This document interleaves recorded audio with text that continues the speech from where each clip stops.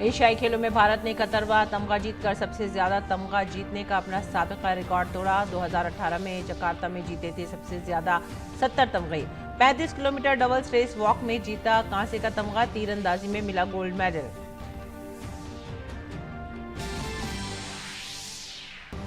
आबकारी पॉलिसी के मामले में आम आदमी पार्टी के लीडर संजय सिंह की रिहाइशगाह पर इन्फोर्समेंट डायरेक्टरेट की टीम पहुंची।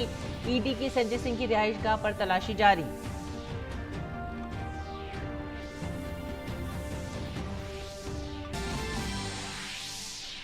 जमीन के बदले नौकरी मामले में बतौर मुलजिम बिहार के नायब वजीर आला तेजस्वी यादव, लालू प्रसाद और राबड़ी देवी की पेशी आज।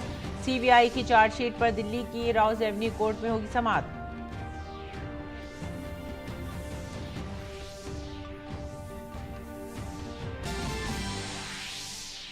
भारतीय फिजाइया के पास अब होगा तेजस का नया एडिशन। आज बेंगलुरु में हिंदुस्तान एरोनॉटिक्स लिमिटेड कंपनी फिजाइया को सौंपेगी तेजस का ट्रेनर वर्जन। दिफा के वजीर मुमलिकत और एयर चीफ मार्शल होंगे शरीक।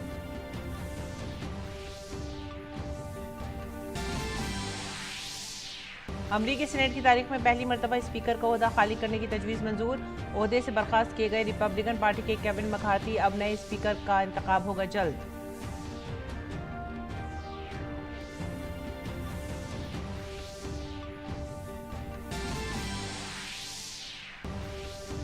इटली के वेनिस में एक बस हादसे में 21 अफराद की मौत, 40 जख्मी। इटली की वजीर आजम जॉर्जिया मेलोनी ने किया अफसोस का इजहार। हादसे की जांच के अहकाम किए जारी।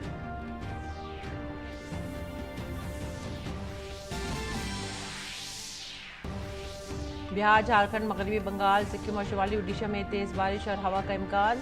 सोनभद्र जिले के चुर्क में सबसे ज्यादा 16 सेंटीमीटर की बारिश का रिकॉर्ड दर्ज।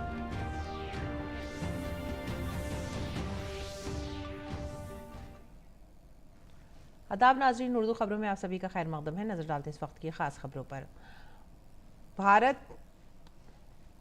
आइए अब नज़र डालेंगे खबरों की तफसीलात पर। सबसे पहली खबर जो हम ले रहे हैं वो है ज़मीन के बदले नौकरी मामले में बिहार के नायब वजीर आला तेजस्वी यादव, लालू प्रसाद और राबड़ी देवी को आज राउज एवेन्यू कोर्ट में मुलजिम के तौर पर पेश होना है। गुज़िश्ता समाअत में सीबीआई की दूसरी चार्जशीट पर नोटिस लेते हुए अदालत ने बिहार के नायब वजीर आला तेजस्वी यादव, लालू यादव और राबड़ी देवी समेत 17 मुलजमान को समन जारी किया था। 3 जुलाई को दाखिल की गई इस चार्जशीट में सीबीआई ने लालू यादव, तेजस्वी यादव और राबड़ी समेत 17 लोगों को मुलजिम बनाया था।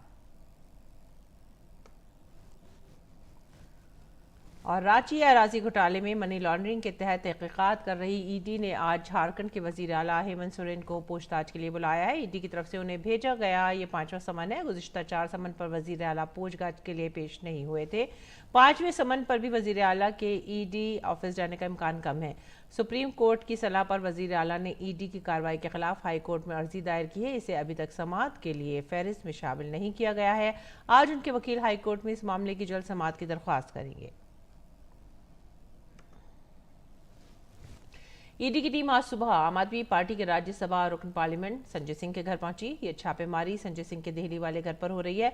बताया जा रहा है कि तलाशी आबकारी पॉलिसी केस के सिलसिले में की जा रही है। आबकारी पॉलिसी केस की चार्जशीट में संजय सिंह का भी नाम है। इसमें पहले 24 मई को ईडी ने इसी केस के सिलसिले में संजय सिंह के करीबी रिश्तेदारों के यहाँ छापा मारा था।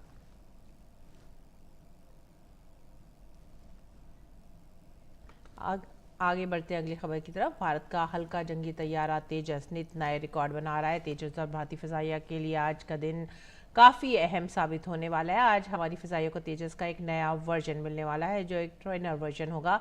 ये प्रोग्राम बेंगलुरु में रखा गया और इसकी manufacturing company Hindustan aeronautics limited इसे फिजाइया के हवाले करेगी। तेजस का नया रूप ट्विन सीटर ट्रेनर वर्जन है। बेंगलुरु में आज के प्रोग्राम में वजीर मुमलिकत बराए दिफा, भारतीय फिजाइया के सरबराह एयर चीफ मार्शल विवेक राम चौधरी, HAL के चेयरमैन CB अनंत कृष्णन मौजूद रहेंगे। इलेक्शन कमीशन ने तेलंगाना असेंबली इंतखाबात की तैयारियों के सिलसिले में मुख्तलिफ सियासी जमातों के साथ मीटिंग की।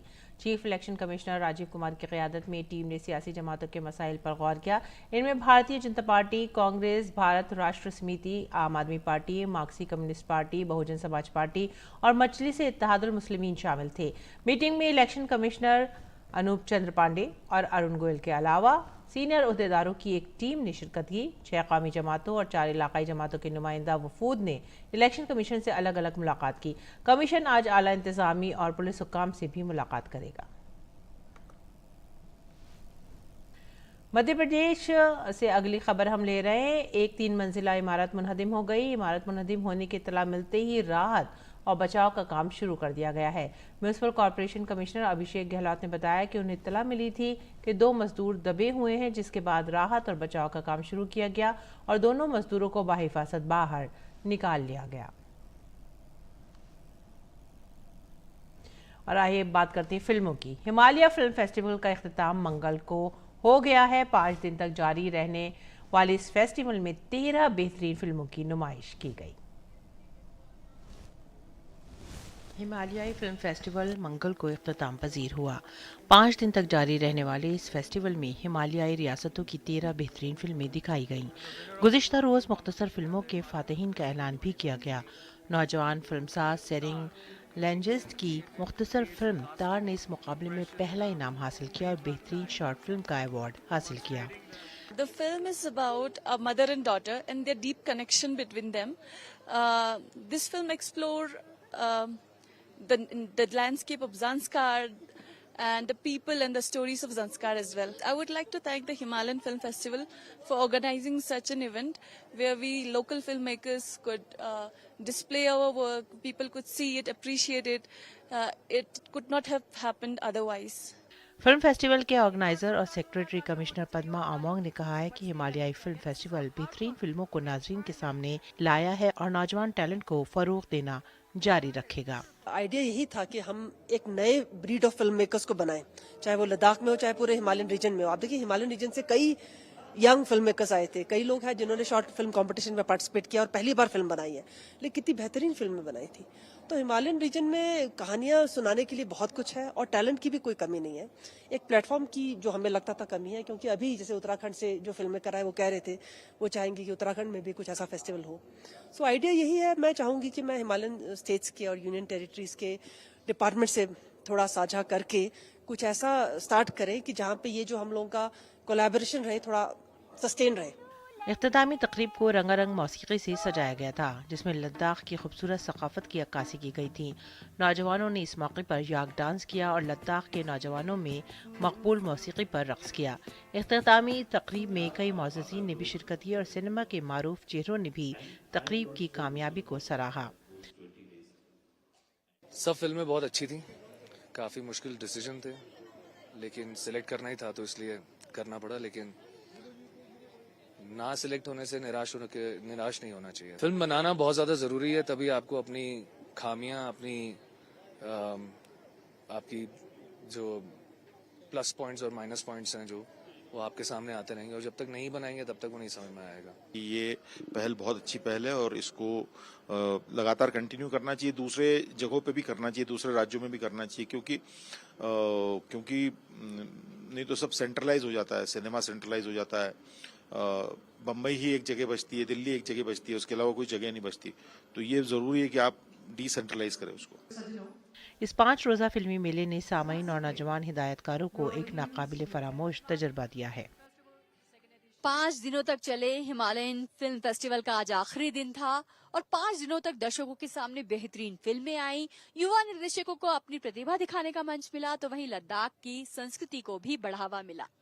कैमरामैन सुमित धीमान और अपने सहयोगी सुनील राणा के साथ डीडी न्यूज के लिए रजनी सेन की रिपोर्ट।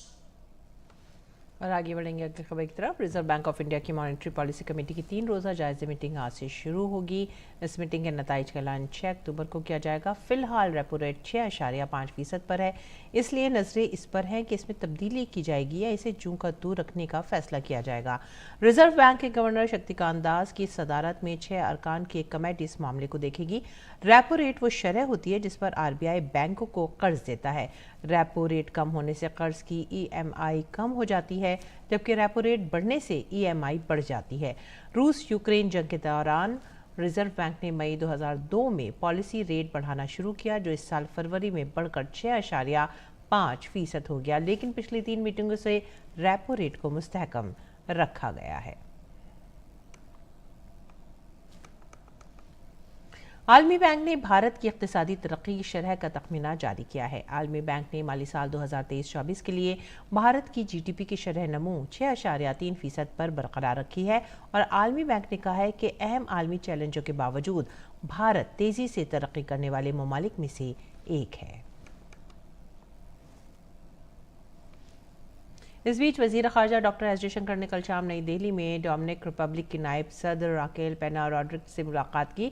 मुलाकात में दोनों रहनुमाओं ने तिजारत, तालीम, दिफा, खलाई और काबिल तजदीद तवानाई के शोबों में दो तरफ़ा ताल्लुकात को मज़ीद मजबूत बनाने पर तबादला ख्याल किया। इसके अलावा दोनों रहनुमाओं ने इलाक़ाई और कसीरुल जहती अमूर पर भी तबादला ख्याल किया। रिपब्लिकन पार्टी के केविन मैकार्थी को अमरीकी ऐवान नुमाइंदगान के स्पीकर के ओहदे से हटा दिया गया है। अपनी 234 साला तारीख में पहली बार ऐवान ने स्पीकर को ओहदा खाली कराने की तजवीज़ की हिमायत 216 और 210 वोटों से की। कल देर रात मैट गेट्स ने स्पीकर को हटाने के लिए ऐवान में एक तजवीज़ पेश की। अब सदारती इंतखाबात से एक साल कबल मैकार्थी की जगह लेने के लिए जल्द ही इलेक्शन होगा। वाज़ेह है कि गुज़िश्ता हफ्ते उन्होंने अमेरिका में शटडाउन को रोकने के लिए स्टॉप गैप फंडिंग के इक़दाम को मंजूर करने के लिए डेमोक्रेट्स का साथ दिया था। ऐसा समझा जा रहा है कि रिपब्लिकन पार्टी के लीडरों को मैकार्थी का यह कदम पसंद नहीं आया। और अंग्रेज़ों के समर कैपिटल यानी दारुल हुकूमत शिमला, जिस पर कभी कुदरत की मार पड़ी थी, अब इसकी रौनक में आहिस्ता आहिस्ता इजाफा होता जा रहा है। ये शहर अपनी पुरानी शक्ल में वापस आना शुरू हो गया है। ख़ास तौर पर स्मार्ट सिटी के ज़ेर इल्तफ़ा प्रोजेक्टों को मुकम्मल करने में यहाँ के ओहदेदार अब मसरूफ़ हैं। इंदौर में स्मार्ट सिटी अवार्ड में पहुँचे CEO शिमला गोपालचंद से बात की हमारे साथी धीरज कुमार ने। स्मार्ट सिटी मिशन के जरिए शिमला शहर में कई महत्वपूर्ण कार्य हुए हैं। इस मुद्दे पर बात करने के लिए हमारे साथ शिमला के CEO मौजूद हैं। हमारे इस टाइम जो है लगभग जो 750 करोड़ रुपए शिमला स्मार्ट सिटी में इन्वेस्ट हो रहे हैं, जिसमें कि हमारे लगभग जो है 80% कार्य जो कंप्लीट हो चुके हैं। और स्मार्ट सिटी के अंतर्गत शिमला में बहुत सारे अच्छे काम हुए हैं। पहाड़ी क्षेत्र को देखते हुए वहाँ पर जो है हमारी सड़कें और रास्तों की बड़ी आवश्यकता होती है, तो हमने हमारा जो काफ़ी एक अच्छा फोकस उसमें स्मार्ट पाथ्स में रहा है, जिसमें कि संजौली से लेकर IGMC जो इंदिरा गांधी मेडिकल कॉलेज है वहाँ तक जो है हमारा स्मार्ट पाथ जो बना है वो काफ़ी अच्छा बना है। उसके बाद हमने रूफ टॉप जो सोलर लाइट्स है उसमें भी कार्य किया है और स्मार्ट मीटर के ऊपर भी हमने कार्य किया है वहाँ पे। और इसके अतिरिक्त हमारा जो ICCC बना है उसमें हमने ड्रोन सर्वेलेंस को भी उसके साथ कनेक्ट किया है। जो टनल की बात हो रही है, कितना महत्वपूर्ण है टनल उस शहर के लिए? हाँ, जो डली टनल जो काफ़ी पुराना अंग्रेज़ों के समय में बना हुआ है, वो काफ़ी नैरो है, ऑलमोस्ट सिंगल लाइन का है। वो वहाँ पर काफ़ी आवश्यकता थी कि एक दूसरी जो टनल वहाँ पे बनाई जाए। तो हमारी जो टनल जो दूसरी बनी है वो भी स्मार्ट सिटी के अंतर्गत बनी है। उसकी लागत लगभग 17 करोड़ रुपये है, जिसका कि लगभग जो है 95% कार्य पूरा हो चुका है। और शिमला के ट्रैफिक को देखते हुए एक बहुत बड़ी जो है वो उपलब्धि है। ख्वाहिश रहती है कि हम पैदल चलें, देखें शहर को, पहाड़ों की खूबसूरती को निहारें, बाकी चीज़ों को देखें। तो पैदल यात्रियों के लिए उस शहर ने क्या क्या किया? पैदल यात्रियों को हमें लगभग जितना भी, जैसे खासकर जो हमारा सर्कुलर रोड है, क्योंकि ट्रैफिक मूवमेंट बहुत ज़्यादा होती है तो पैदल चलने में बहुत परेशानी होती है। तो हमने लगभग सारे जो सर्कुलर रोड हो गया, दूसरे मेन जो मुख्य हमारे मार्ग है वहाँ पे सबको जो हमने जो है सब में जो हमने जो है फुटपाथ जो है वो बनवाए वहाँ पे पैदल चलने की, जिससे कि यात्रियों को और खासकर टूरिस्ट को जो है काफ़ी सुविधा मिली है।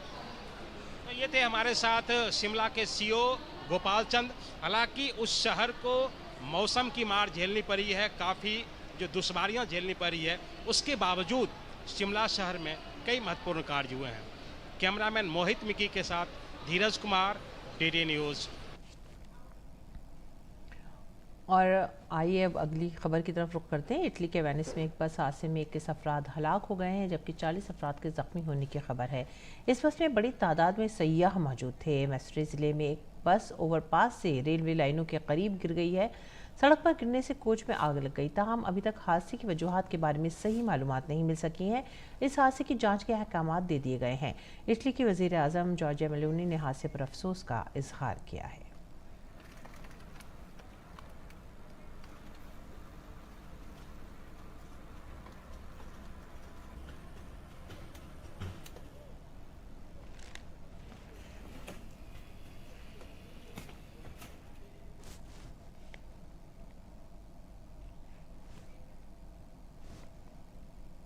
और आइए नजर डालते हैं दिल्ली से शाया होने वाले उर्दू अखबारात पर।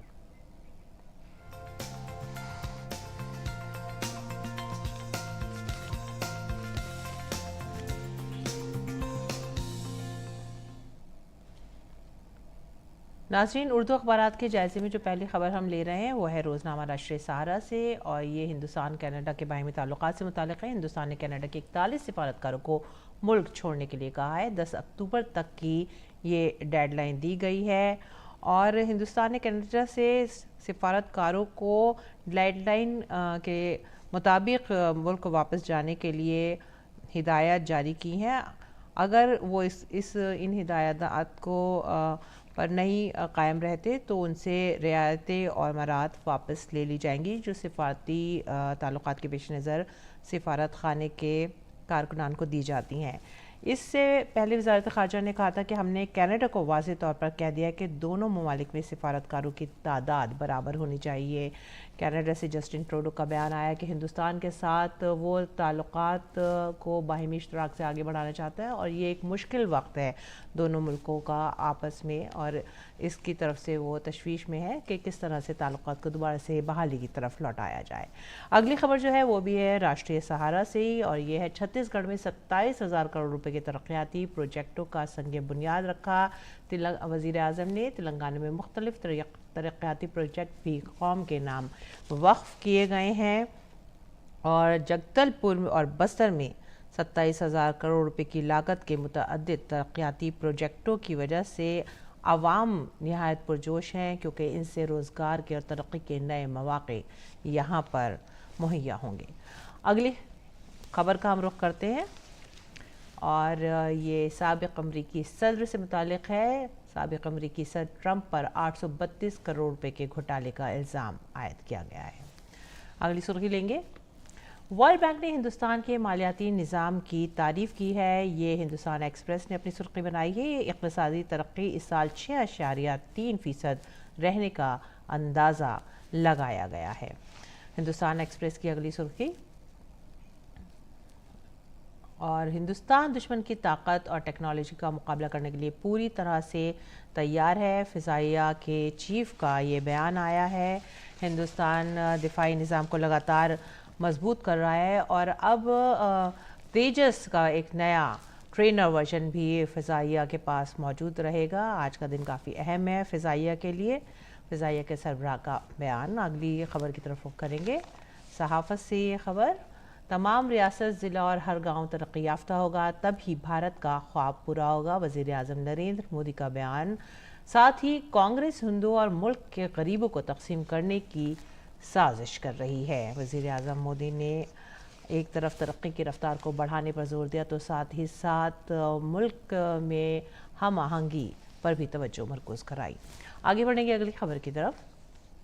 विरासत में ख़वातीन की महरूमी के ख़िलाफ़ मुहिम चलाने की सख्त ज़रूरत है। All India Muslim personal law board इस्लाह मुआशरा कमेटी दिल्ली के इजलास आम में दानिश्वरों, कौम मिलत और स्कॉलर्स की पुरजोर अपील। अगली खबर का रुख करते हैं।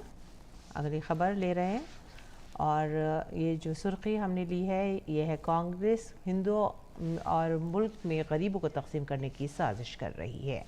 आगे बढ़ेंगे। साबिक़ अमरीकी सदर डोनाल्ड ट्रंप की मुश्किलात कम होती नज़र नहीं आ रही हैं। ट्रंप के ज़रिए 832 करोड़ रुपए के घोटाले का इल्ज़ाम लगाया गया है।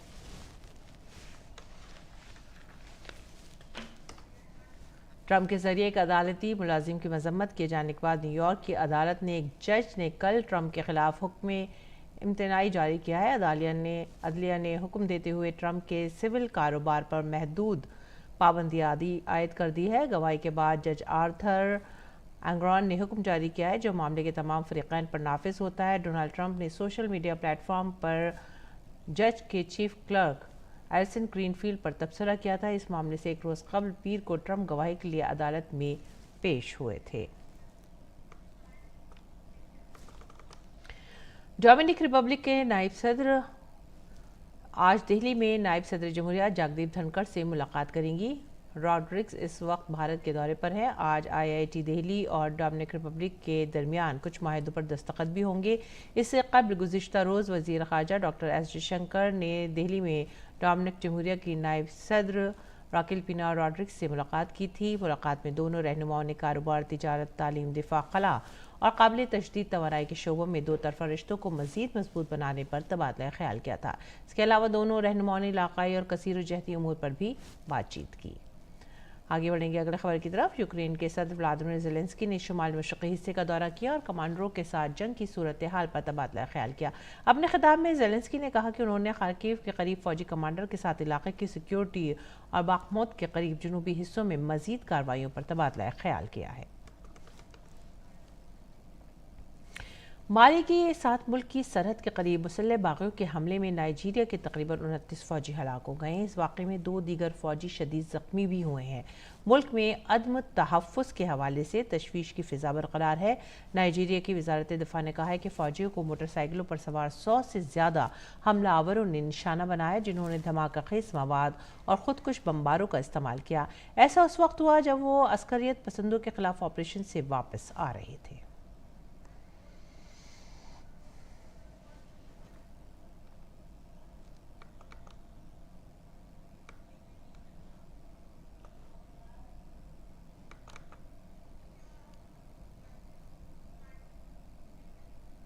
और आइए नजर डालते हैं खेल की खबरों पर। ताज़ा तरीन इतला के मुताबिक एशियाई खेलों में भारत ने 71वां तमगा जीत लिया है। ज्योति वेनम और ओजस की जोड़ी ने तीरंदाजी के मुकाबले में सोने का तमगा जीता है। भारत का इस मरतबा का ये 16वां सोने का तमगा है। एशियाई खेलों में भारत ने अपने सबसे ज्यादा तमगे जीतने के रिकॉर्ड को भी तोड़ा है। फाइनल में भारतीय जोड़ी ने जनूबी कोरिया को शिकस्त दी।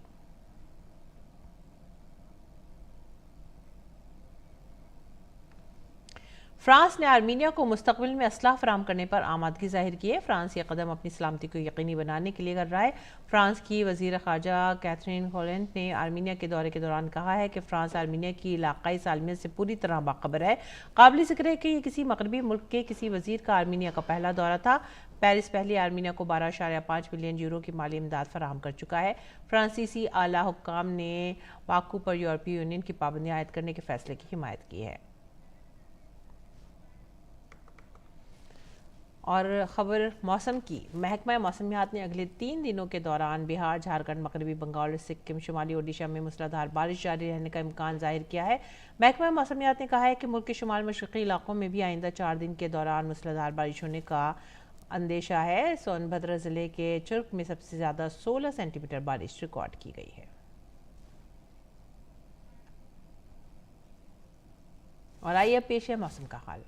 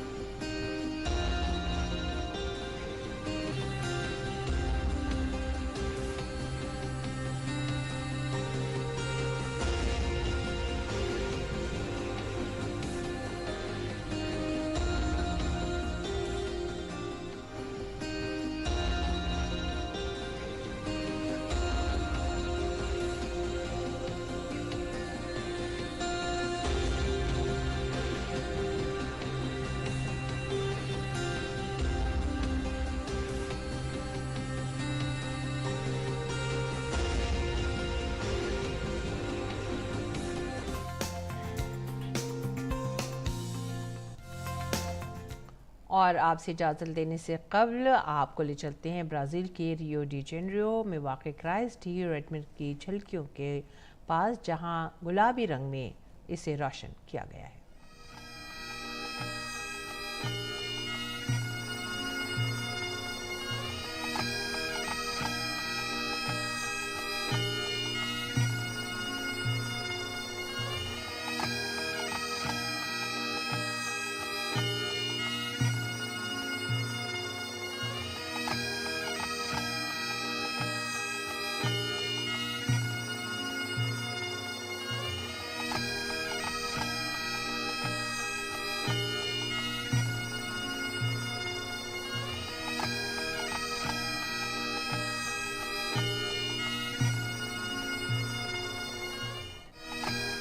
इसी के साथ ही आप हमारी पूरी टीम को दीजिए इजाज़त।